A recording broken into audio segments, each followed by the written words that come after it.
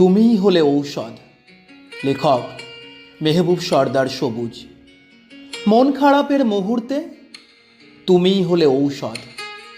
তুমি কাছে থাকলে সব কষ্ট হারিয়ে যায়। তোমার একটুখানি হাসি আমার ভেতরের সব ঝড়কে থামিয়ে দেয় অনায়াসে। তোমার কণ্ঠ শুনলে মনে হয় জীবনটা এখনো সুন্দর।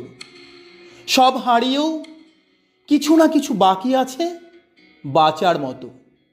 তুমি শুধু মানুষ নও, তুমি আমার প্রশান্তি, আমার অবসাদে এক টুকরো নিরাময়। মন খারাপের সময় আমি আর কিছু চাই না, শুধু চাই তোমার উপস্থিতি। তোমার কণ্ঠে একটি বাক্য, সব ঠিক হয়ে যাবে।